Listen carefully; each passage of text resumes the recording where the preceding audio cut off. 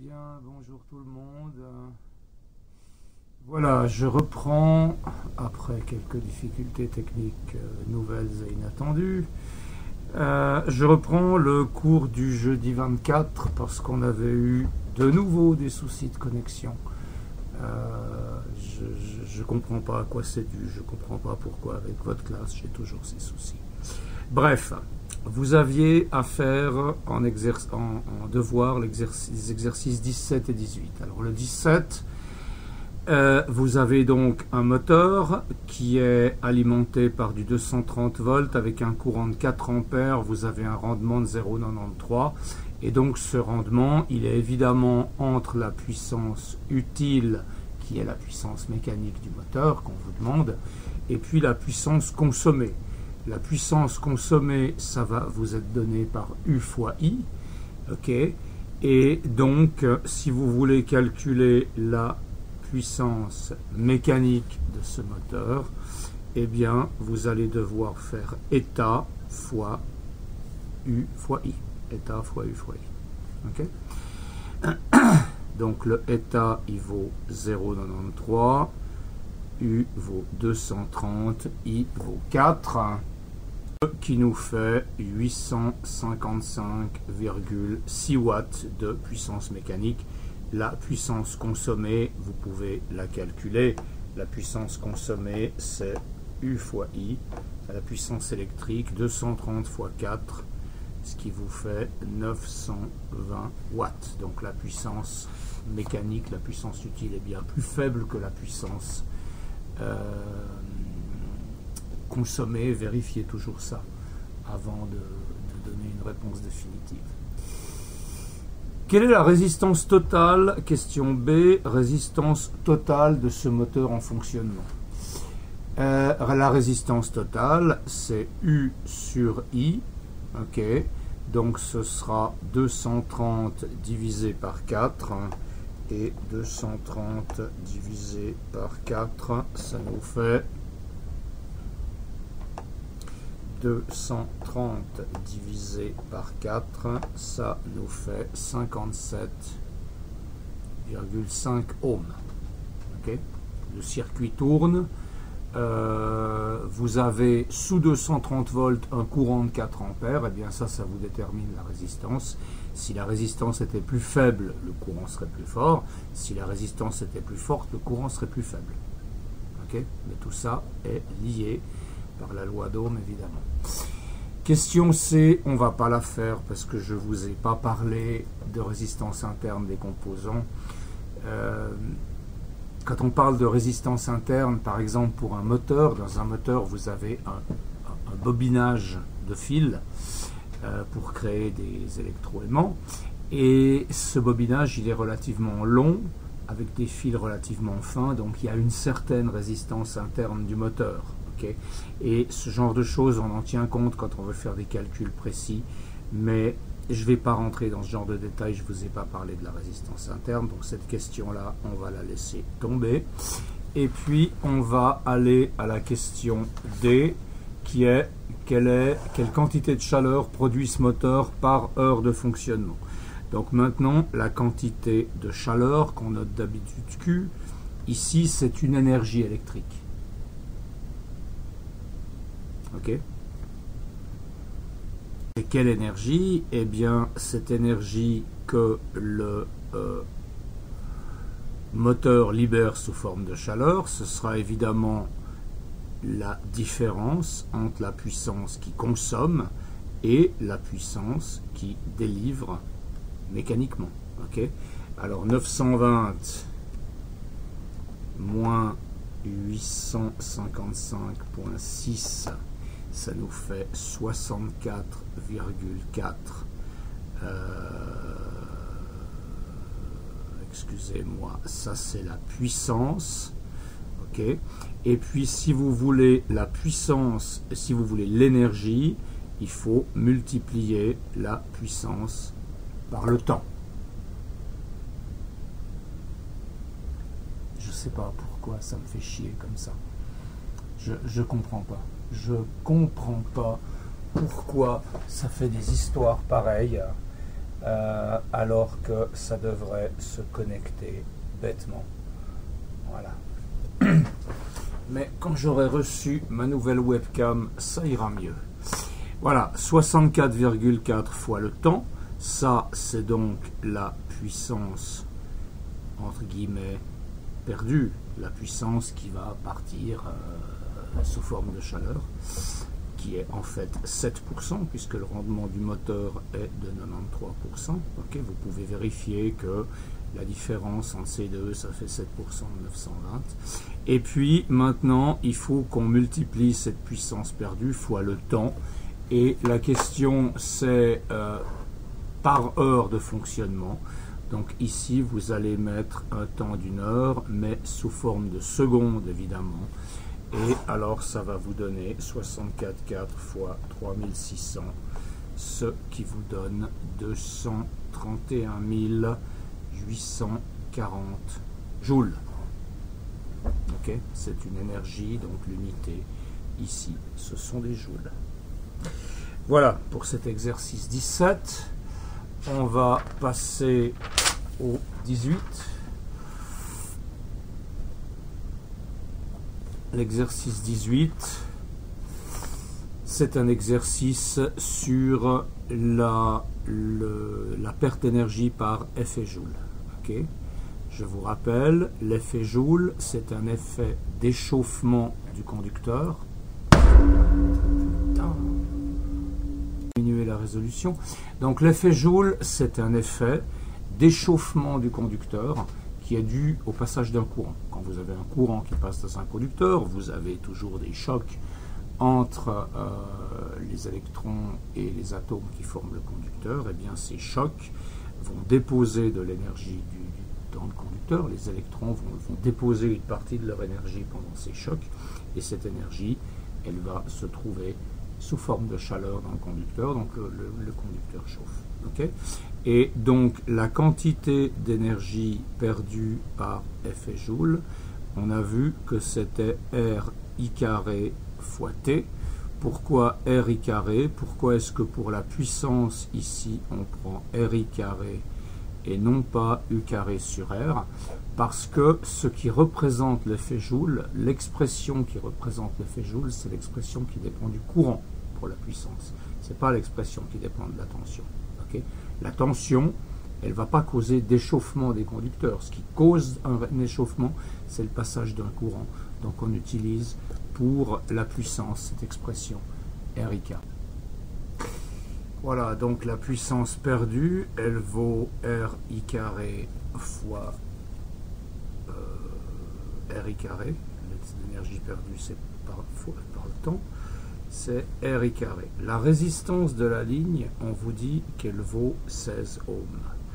Le courant, eh bien, le courant, vous allez le trouver comment? Le courant, vous allez le trouver comme la puissance divisée par la tension, c'est-à-dire 160 000 divisé par 5000, ce qui fait 32 ampères.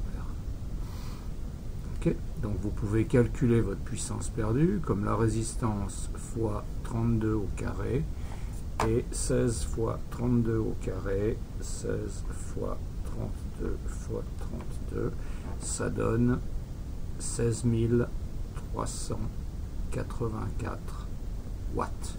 Okay. Ça c'est la puissance perdue par effet Joule. Alors maintenant, quelle est la puissance dispo à la fin de la ligne? Eh bien, la puissance dispo, c'est la puissance totale disponible à l'arrivée, moins la puissance perdue, c'est-à-dire 160 000 moins les 16 384, et ça vous fait donc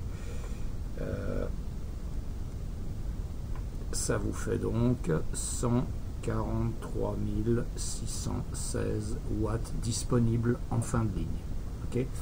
Maintenant, vous voulez calculer le pourcentage d'énergie qui a été perdue. Eh bien, ce pourcentage, ce sera la puissance perdue sur la puissance totale. Donc, ce sera 16 384 divisé par 160 000. 16 384 divisé par 160 000, ça nous fait 0,1024. Donc ça, ce sera 10,24%. L'exercice n'est pas tout à fait proche de la réalité, parce que dans la réalité, on estime qu'à peu près 2,5% de l'énergie est perdue sur les réseaux, mais justement parce que dans les réseaux, on utilise des hautes tensions pour transporter le courant. C'est ça qu'il faut retenir de cet exercice. Plus le courant est élevé, plus vous allez perdre de puissance. Donc pour transférer la même puissance, vous n'allez pas, donc de 160 000 watts, vous n'allez essayer de la transmettre avec un courant beaucoup plus faible et avec une tension beaucoup plus élevée. Essayez de faire le calcul, vous prenez une tension de 100 000 volts au lieu de 5 000 et vous verrez ce que vous perdez par effet Joule, c'est beaucoup moins. Voilà. Il y a une petite difficulté dans cet exercice, j'aimerais quand même la relever, c'est que si vous prenez votre ligne et que vous calculez la résistance de la ligne comme U sur I, eh bien U c'est 5000, I c'est 32, 5000 sur 32, ça vous fait 156,25 ohms. Okay. Et cette résistance-là, elle ne correspond pas à la résistance qu'on vous a donnée qui était de 12 ohms. Mais il faut vous dire que ça, cette résistance-là, c'est quoi? Eh bien, vous avez une ligne de tension 5000 volts, vous avez un certain courant qui passe, mais ici, à l'arrivée, vous avez encore quelque chose. Vous avez un système, vous avez un moteur, vous avez un transformateur, vous avez une résistance. Okay. Donc cette résistance-là, moi je la vois comme la résistance de la ligne, plus la résistance de ce qui est inséré dans le circuit à la fin de la ligne. Okay. Ça, c'est la résistance de la ligne, plus la résistance là. Et la résistance de la ligne, on vous a dit qu'elle faisait 16 ohms et non pas cette valeur-là. Donc faites attention quand vous calculez les résistances, c'est un peu tricky. Voilà. On va maintenant continuer le cours. Et la suite du cours, on ne va pas faire les exercices 19 et 20. On va faire l'exercice 21, qui sera le dernier exercice de cette série d'exercices sur la puissance et le rendement, et après on passera au circuit. Alors, exercice 21, qu'est-ce qu'on vous demande?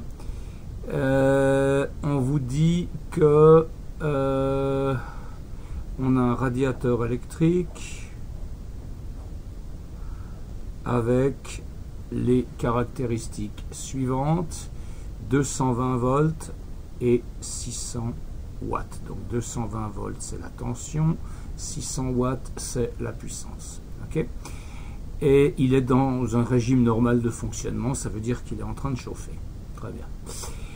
Alors, on veut l'intensité du courant. L'intensité du courant, comment est-ce que vous allez le calculer? Eh bien, vous savez que la puissance c'est U fois I. Donc I, ce sera la puissance divisée par U, c'est-à-dire 600 divisé par 220, ce qui nous fait 600 divisé par 220, ça nous fait 2,72 ampères. Ça, c'est le courant qui traverse le radiateur. L'énergie électrique en kWh consommée durant 5 heures. Alors, l'énergie électrique en kWh consommée durant 5 heures, donc l'énergie électrique, on sait que c'est la puissance fois le temps. La puissance, c'est la tension fois le courant, donc l'énergie électrique, c'est U fois I fois T. Okay.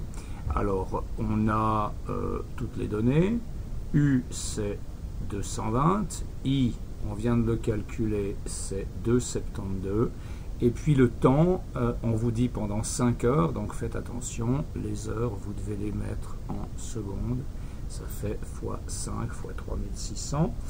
Et ça nous fait 272 fois 220 fois 5 fois 3600. Ça, c'est égal à 1,08. 1, 2, 3, 4, 5. Ce qui nous fait 10 800 000 joules. Ok. N'oubliez jamais que le joule est une petite unité, donc ne vous inquiétez pas si vous avez des grandes quantités de joules. Ça, c'est l'énergie fournie par ce radiateur pendant 5 heures. Et la quantité de chaleur fournie par le radiateur à chaque minute, hein, c'est pas vrai, c'est pas vrai, c'est pas vrai.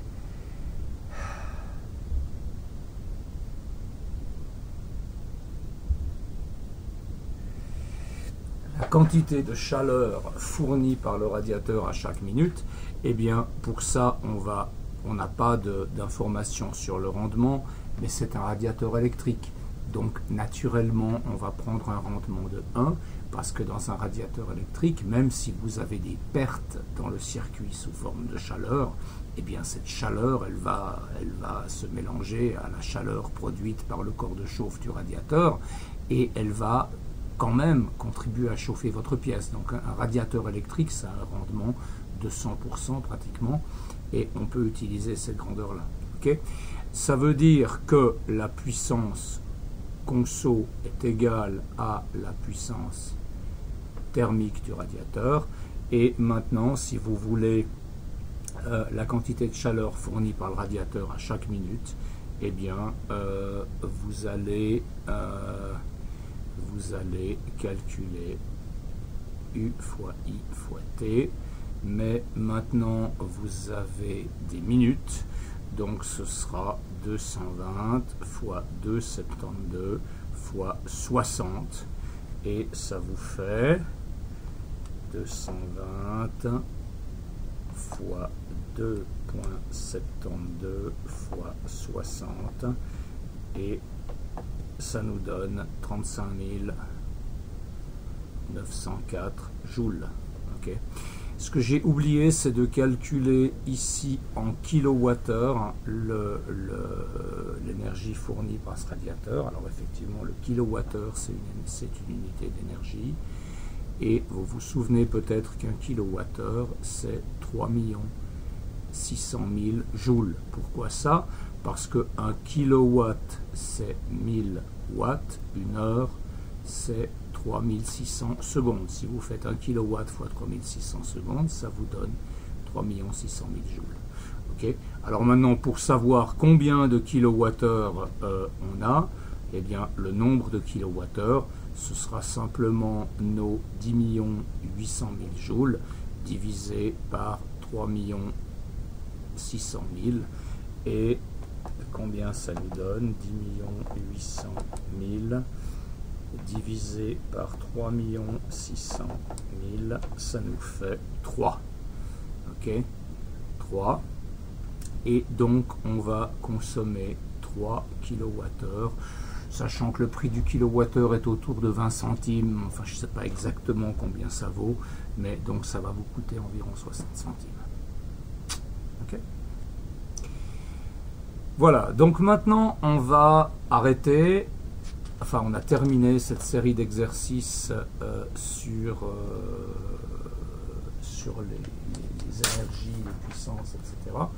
Et on va commencer dans le cours la partie sur les circuits électriques, donc la partie qui commence à la page 16. Ok. Voilà. Alors, à la page, j'aimerais reprendre toutes ces choses indépendamment du cours pour résumer un peu les choses. Okay. Vous avez deux types de circuits, et puis une des choses qu'on va faire, c'est essayer de voir comment on calcule les résistances quand elles sont assemblées en série et en parallèle. Il y a évidemment beaucoup plus de choses à faire pour les circuits électriques, notamment pour les circuits oscillants, le courant alternatif. Tout ça vous ferez en 4e année. Maintenant, on s'occupe de circuits avec des résistances et des courants continus. Et on a deux types de circuits. On a ce qu'on appelle le circuit série et on a ce qu'on appelle le circuit parallèle. Il y a des gens qui appellent ça circuit en dérivation. Moi, j'ai pas cette habitude, mais il y a des gens qui appellent ça un circuit en dérivation. C'est correct aussi. Ok. Et puis dessinons maintenant deux circuits électriques, un circuit série et un circuit parallèle, chacun avec 3 résistances insérées. Okay. Donc ces résistances, je vais les appeler R1, R2, R3. Les tensions qu'elles génèrent à leur borne, je vais les appeler U1, U2, U3. Et les courants qui les traversent, je vais les appeler I1, I2, I3. Et puis je vais appeler UG la tension du générateur. Et puis je vais appeler IG le courant qui sort du générateur et qui va dans le circuit. Okay. De la même manière, je vais dessiner ici un circuit en parallèle avec 3 résistances. Vous voyez maintenant, le circuit est en parallèle, les résistances sont une à côté de l'autre, et c'est pour ça qu'on appelle ce circuit-là en parallèle. Alors on a notre résistance R1, notre résistance R2, notre résistance R3, on a le courant I1, le courant I2, le courant I3, on a la tension U1, la tension U2, la tension U3, la tension du générateur et le courant du générateur. Eh bien, quelle est la grosse différence entre les deux circuits? La grosse différence, c'est qu'ici, le courant dans le circuit va se partager en 3 courants I1, I2, I3. Par contre, les tensions, elles seront les mêmes dans les 3 résistances parce qu'il n'y a rien entre le générateur et la première résistance, ni entre le générateur et la deuxième résistance, ni entre le générateur et la troisième résistance. Donc, ces 3 résistances, elles reçoivent des électrons qui ont la même énergie, donc elles reçoivent la même tension. Okay. Tandis que là, la tension fournie par le générateur, elle va être répartie entre les différentes résistances. Okay. Et le courant qui traverse le circuit ici, étant donné qu'il y a une seule boucle dans le circuit, eh bien le courant du générateur, ce sera le même que I1, I2, I3. Alors notons ces choses. Okay. D'abord, le courant du générateur, il est égal à I1, il est égal à I2, il est égal à I3. Et puis, on a une loi, c'est une des lois de Kirchhoff, c'est la loi des boucles de Kirchhoff, qui nous dit que la tension du générateur, ça va être égal à la somme des chutes de tension dans le circuit. Okay. Pour le circuit en série, en parallèle, pardon, les choses sont assez différentes. Parce que ici, manifestement, si vous prenez le modèle hydrodynamique, par exemple, le courant du générateur, manifestement, c'est I1 plus I2 plus I3, parce que le courant se sépare, vous avez une partie des électrons qui passent là, l'autre partie qui va là, puis après ça se sépare de nouveau, et en bas, tout le monde se regroupe pour reformer le courant du générateur.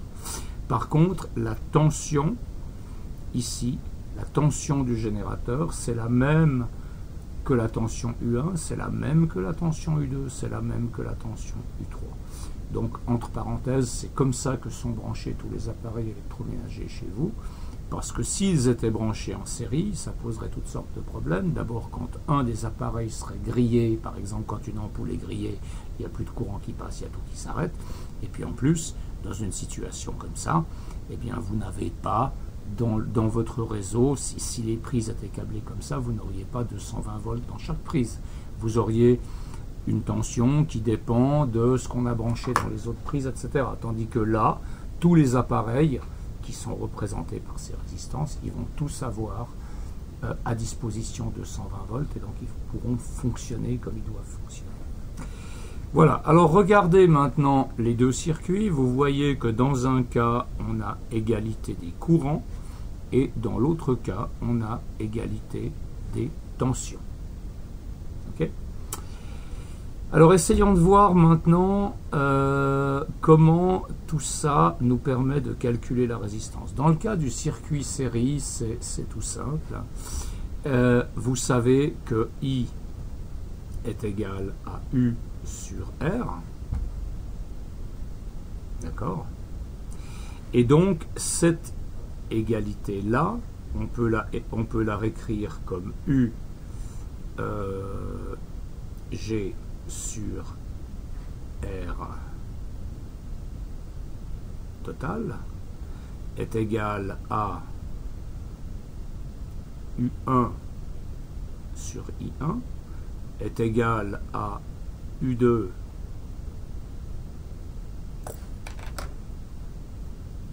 excusez-moi, je suis mal parti, c'est pas de cette équation-là qu'il fallait partir, c'est de celle-là. Ok? U, c'est RI. Donc la tension du générateur, ce sera la résistance totale du circuit fois le courant du générateur. Okay? Et puis après, U1, ce sera égal à R1 fois I1. U2, ce sera égal à R2 fois I2. Et U3, ce sera égal à R3 fois I3. Mais on sait que IG, c'est égal à I1, c'est égal à I2, c'est égal à I3. Et donc, on peut simplifier par le courant, puisque le courant est le même partout. Hein, vous remplacez I1 par IG, puis vous éliminez IG partout, par exemple. C'est pas très propre mathématiquement ce que j'ai fait, mais pour un physicien, ça va très bien. Et donc, vous retrouvez, après avoir éliminé les courants, que la résistance totale, qu'on appelle aussi la résistance équivalente, eh bien, cette résistance équivalente, c'est R1 plus R2 plus R3. Okay? Ça, c'est la loi qui nous permet de déterminer la résistance équivalente pour un circuit en série. La résistance équivalente, c'est simplement la somme des résistances dans la boucle. Ce qui est naturel. Chaque fois que vous avez une résistance, elle entraîne une difficulté pour le courant à passer. Donc si vous mettez des résistances une derrière l'autre, eh bien leur effet va se combiner. Maintenant, si je fais le même type d'analyse pour le circuit en série, eh bien on va partir de cette relation-là, mais on sait que I, c'est U sur R. Alors le courant du générateur, ce sera U du générateur sur la résistance totale ou résistance équivalente. Okay? Et puis après, I1, ce sera U1 sur R1. I2, ce sera U2 sur R2. Et puis I3, ce sera U3 sur R3. Mais maintenant, on sait que UG, c'est égal à U1, c'est égal à U2, c'est égal à U3. Donc vous remplacez tout le monde par UG par exemple, et vous éliminez les UG, et donc il va vous rester que 1 sur la résistance équivalente est égal à 1 sur R1 plus 1 sur R2 plus 1 sur R3.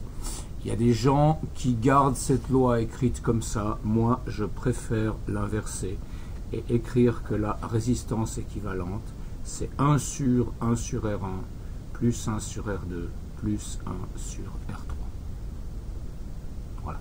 Donc ça, c'est la formule que moi, j'utiliserai pour calculer la résistance équivalente, la résistance totale d'un circuit en série. Ok? Très bien. Alors maintenant, on va appliquer ça à un certain nombre de petits exercices amusants. On va commencer, parce qu'il y en a deux qui sont très basiques, on va commencer par l'exercice... Alors, attendez. On va commencer par l'exercice 24. Ok? L'exercice 24, il est tout bête, mais il faut bien commencer par des choses bêtes. Excusez-moi, pas 24, 22. L'exercice 22, il faut calculer la résistance équivalente du circuit comprenant 3 résistances de 3 ohms, 6 ohms et 14 ohms montés en série. Donc ça veut dire qu'on a un circuit dans lequel on a une résistance de 3, une résistance de 6 et une résistance de 14 ohms qui sont en série. Alors, la solution, elle est toute bête. La résistance équivalente, c'est la somme R1 plus R2 plus R3. Donc ça fait 3 plus 6 plus 14. 3 plus 6, ça fait 9. Ça fait 23 ohms de résistance équivalente. C'est très bête. Ce qui est plus intéressant, c'est de comparer cet exercice-là à l'exercice 24, qui lui vous demande de calculer la résistance équivalente de ces trois mêmes résistances, mais maintenant montées en parallèle. 3, 6, 14. Ah.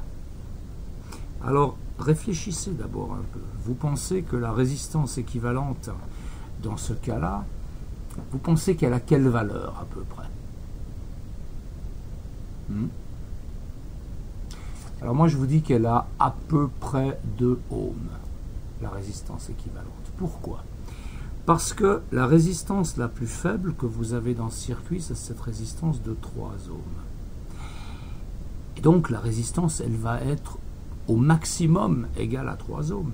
Parce que là, vous avez d'autres résistances qui sont à côté. Mais ces résistances, est-ce qu'elles augmentent la résistance globale du circuit? Est-ce qu'elles la diminuent? Eh bien, en fait, elles la diminuent. Parce que ça vous donne des manières supplémentaires, des possibilités supplémentaires pour faire passer le courant. Ok?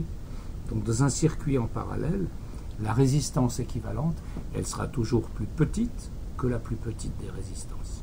On va faire le calcul. Vous vous souvenez que la résistance équivalente, c'était 1 sur R1, 1 sur 3, plus 1 sur 6, plus 1 sur 14. Alors ça, on va le calculer. Je ne vais pas vous faire. Donc ça vous fait 1 sur 3 fois 6 fois 14. Et puis en haut, on a 6 fois 14 plus 3 fois 14 plus 3 fois 6, ça nous fait combien? Voilà, là j'ai fait le calcul. Donc vous avez 1 tiers plus 1 sixième plus 1 quatorzième. Vous pouvez faire le calcul de la fraction à la main, c'est possible. Et ça vous fait 252 sur 144, donc 1,75 ohms. Vous voyez, j'avais dit 2 ohms, c'est même moins que ça, c'est 1,75. Vous pouvez vous amuser à faire toutes sortes de petits calculs. Un calcul que j'aime bien faire, c'est ça. Si j'ai deux résistances de 2 ohms en parallèle, quelle sera la résistance équivalente? Eh bien, ce sera 1 ohm. Pourquoi? Parce que la résistance équivalente, c'est 1 sur une demi plus une demi. Une demi plus une demi, ça fait 1. Et ça vous donne 1 ohm. Okay?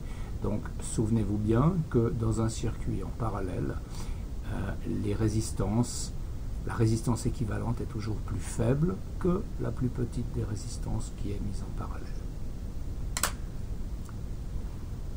Je propose aussi qu'on fasse l'exercice 25. Faites-le d'abord, hein, et puis vous regardez le corriger ensuite.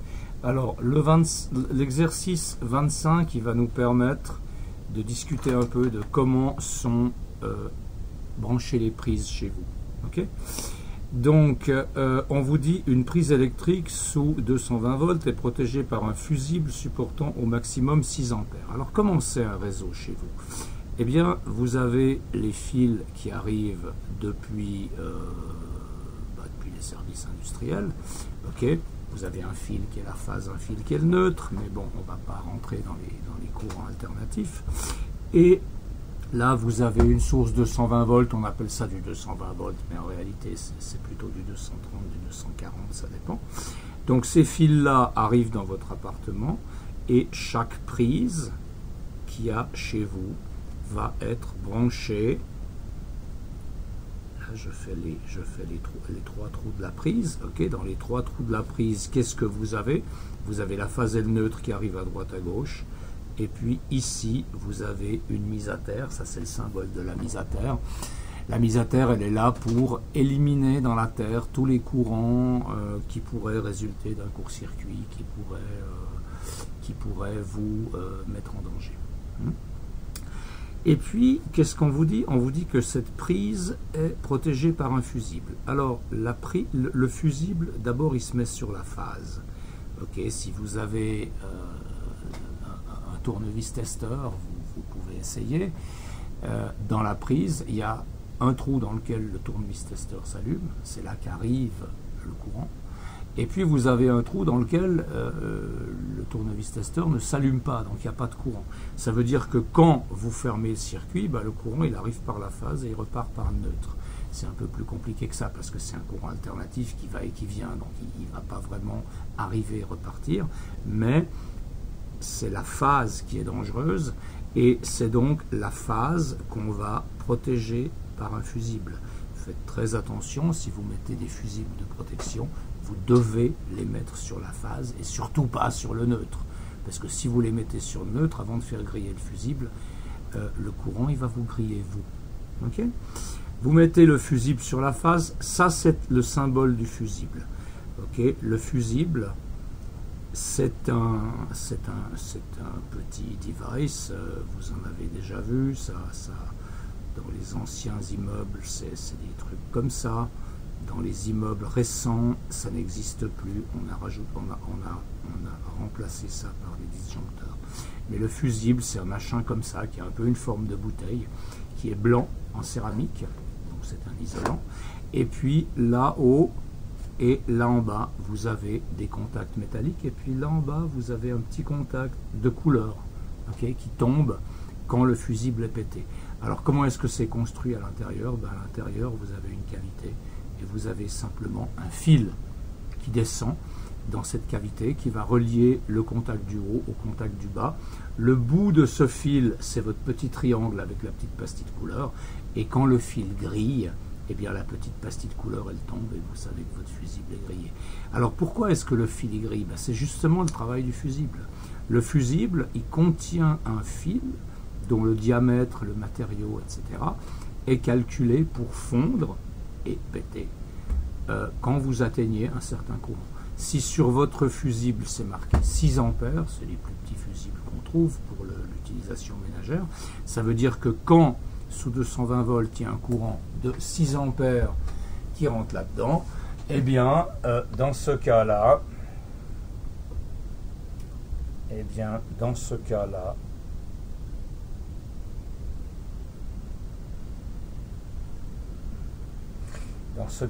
vous pouvez, le fil va fondre et donc ça va vous protéger, le circuit sera coupé. Alors, on vous dit qu'il y a un fusible de 6 ampères. Ça veut dire que le courant maximum est 6 ampères. L'exercice, il est tout bête. Okay, quel est le plus grand nombre de lampes portant l'indication 220 volts 100 watts que l'on peut brancher et comment avant que le fusible ne fonde? Bon, quelle est la puissance disponible dans cette prise-là? La puissance disponible, c'est U fois I. Le U, on a dit que c'est 220. Et puis le courant, c'est 6 ampères, puisqu'il y a un fusible de 6 ampères. Okay, donc vous avez une puissance disponible de 220 fois 6, de 220 fois 6, ce qui vous fait 1320 watts. Et donc, si vous prenez des ampoules de 100 watts, eh bien, vous allez pouvoir en mettre 13, et puis vous arriverez à 1300 watts, okay, puisque chaque ampoule consomme 100 watts de puissance. Voilà. Et si vous en mettez une 14e, ça va faire griller le fusible, en supposant que votre fusible soit précis. Voilà. Je vais m'arrêter là parce que les exercices suivants, j'aimerais bien les faire avec vous. Ils sont intéressants, il faut qu'on les discute. Alors essayez de faire l'exercice 26 et 27 pour la prochaine fois en devoir. Okay. L'exercice 26, qu'est-ce qui vous dit l'exercice 26? On dispose de lampes sur lesquelles il est indiqué respectivement de 120 volts, 60 watts, 75 watts et 100 watts. On a 3 lampes de puissance différentes. Lorsque ces 3 lampes sont montées en parallèle, quelle est celle qui possède la plus grande puissance? Alors faites votre dessin de circuit parallèle et calculez la puissance de chacune des lampes. Et puis, même question pour un branchement en série. Et vous devriez voir que le branchement en parallèle est beaucoup plus efficace et beaucoup plus avantageux. L'exercice suivant, il est tout bête quand on sait comment faire, mais quand on n'a pas l'habitude, c'est pas évident. Vous devez regarder les circuits, identifier d'éventuels courts-circuits et les éliminer. Et puis ensuite, toute la partie de câble qui est linéaire, où il n'y a pas de résistance insérée, ben, tous ces câbles-là, vous pouvez les déformer comme si vous aviez des fils sur une table et puis que vous modifiez l'endroit par où passent les fils. Ça ne va rien changer à votre circuit. Donc là, en redessinant ces circuits, vous devriez arriver à comprendre de quel type de circuit il s'agit en réalité, est-ce qu'ils sont en série, en parallèle, etc. Et puis de calculer leur résistance. Voilà. Je vous souhaite une bonne fin de journée. Je m'arrête là. Et